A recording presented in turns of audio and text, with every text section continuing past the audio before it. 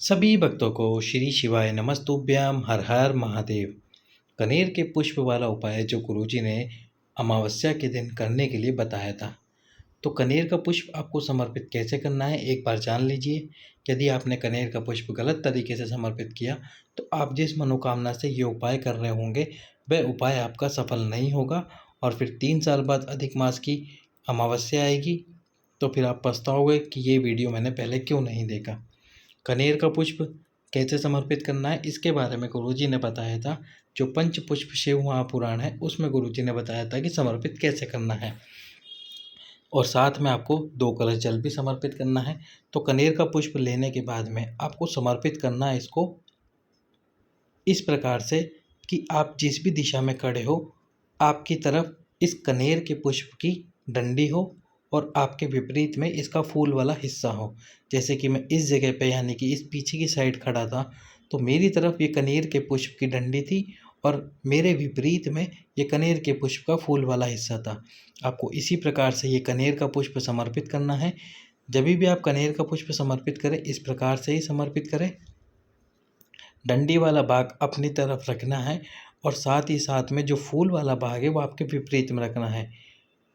जो धतूरे का पुष्प होता है वो इसके विपरीत चलता है यानी कि उसमें फूल वाला भाग अपनी तरफ रखते हैं, डंडी वाला भाग अपने विपरीत में रखते हैं।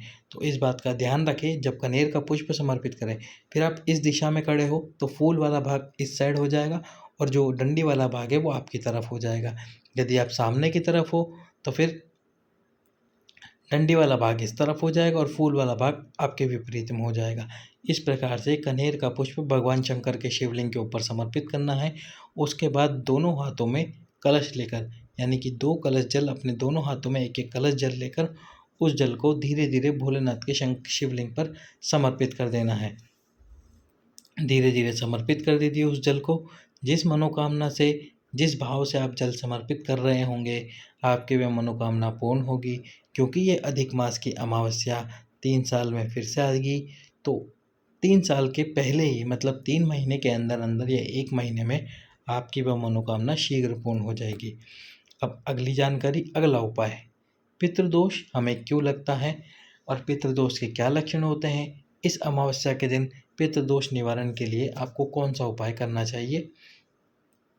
तो सबसे पहले पितृदोष क्यों लगता है, जब पितृपक्ष में हमारे पितृ हमारे द्वार पर खाना खाने आते हैं तो वो जो समय होता है वो होता है 10:30 से 11:30 के बीच। 10:30 से 11:30 के बीच में जो पितृलोक होता है उसका द्वार ओपन होता है और पितृ अपने घर पर खाना खाने आते हैं। यदि उस समय में यदि आप उसके पहले भी पितृपक्ष की यानी कि श्राद्ध पक्ष की पूजा कर लेते हैं तो भी उनको आपके पितरों को भाग ग्रहण हो जाता है। लेकिन यदि आपने आपके पितरों के लिए पूजा नहीं की है और उनका भाग नहीं निकाला यानी कि गाय की रोटी नहीं दी, कुत्ते की रोटी नहीं दी और आपके पितरों के लिए भी आपने पितृपक्ष में श्राद्ध पक्ष में पूजा नहीं की तो उनको भूखे ही आपके घर से जाना पड़ता है।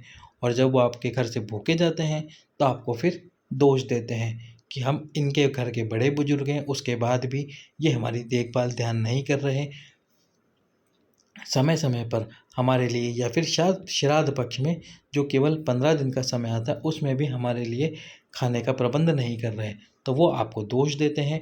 और फिर उसके बाद में उस दोष के क्या लक्षण होते हैं कि घर में कोई ना कोई व्यक्ति हमेशा बीमारी पड़ा रहता है, घर में छोटी छोटी बातों पर लड़ाइयाँ शुरू हो जाती है, केवल एक छोटी सी रखी कटोरी के ऊपर भी लड़ाई शुरू हो जाती है।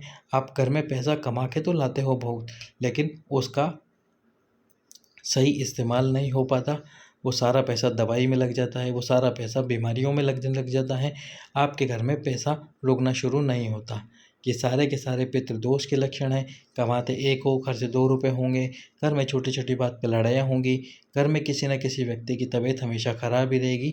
तो ये सारे के सारे पितृदोष के लक्षण हैं। अब इस लक्षण को आपको शांत करना है। पितृदोष शांत होता है, समाप्त नहीं होता। और शांत कैसे होता है, जब आपके पितरों को तृप्ति हो जाती है, आपके पितरों को खाना प्राप्त हो जाता है, वो तृप्त हो जाते हैं तो पितृदोष शांत हो जाता है। तो आपको ये उपाय 14 के दिन करना है और मावस के दिन करना है। 14 यानी कि अमावस के एक दिन पहले का जो समय होता है, यानी कि 15 अगस्त की रात्रि के दिन, 14 के दिन आपको ये उपाय करना है। इस उपाय में आपको क्या करना होगा, 5 पीपल के पत्ते लेने हैं। 5 पीपल के पत्ते लीजिए और उन 5 पीपल के पत्तों को रखना कहाँ है, जहाँ आपका मंदिर हो उसके नीचे भी जो ज़मीन का स्थान हो उस पर रखना है। इन पीपल के पत्ते को किसी प्लेट में या फिर किसी उसमें रखना, किसी दोने में या किसी पत्तल में रखना। ज़मीन पर मत रखना इन पीपल के पत्तों को। तो किसी पात्र में या फिर किसी दोने पत्तल में आप ये 5 पीपल के पत्ते रखिए। अब ये 5 पीपल के पत्ते रखने के बाद इनके ऊपर आपको 5 बेर के पत्ते रखने हैं। एक पीपल के पत्ते के ऊपर एक पत्ता, इसके ऊपर एक पत्ता, इस पर एक पत्ता, इस पर एक पत्ता, इस पर एक पत्ता, इस पर एक पत्ता, इस प्रकार से 5 बेर के पत्ते रखने हैं। प्रत्येक पीपल के पत्ते के ऊपर, प्रत्येक पीपल के पत्ते के ऊपर एक बेर का पत्ता रखना है आपको। तो इस प्रकार से 5 पीपल के पत्ते और 5 बेर के पत्ते। अब उसके बाद में आपको इन बेर के पत्तों के ऊपर एक एक पूड़ी रखनी है। पूड़ी कौन सी, जो आप खाने के लिए बनाते हो, आटे को गूंद के बेल कर तेल में निकाल कर जो पूड़ी बनाते हो, जिनको पूड़ियाँ ही कहते हैं, पूड़ी बनाते हो, वो पूड़ी रखनी है बेर के पत्ते के ऊपर। ध्यान से समझ लीजिए, पहले पीपल का पत्ता, फिर उसके ऊपर बेर का पत्ता और उसके ऊपर रखनी है आपको एक पूड़ी।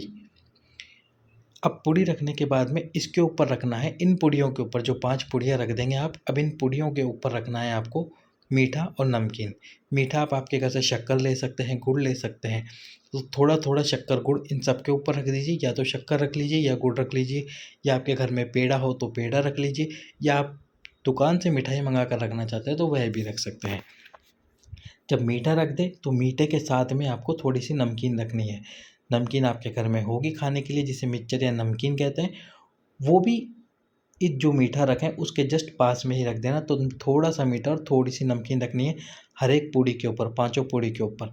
ये करना है आपको 14 की रात्रि में, यानी कि जो 15 अगस्त है उस 15 अगस्त के दिन शाम के समय, प्रदोष काल में, रात्रि के समय ये आपको रख देना है। अब अगले दिन, जिस दिन अमावस्या हो उस दिन सुबह उठकर नहा धोकर इन पाँचों को उठाना है, अपने पूरे घर के अंदर घुमाना है।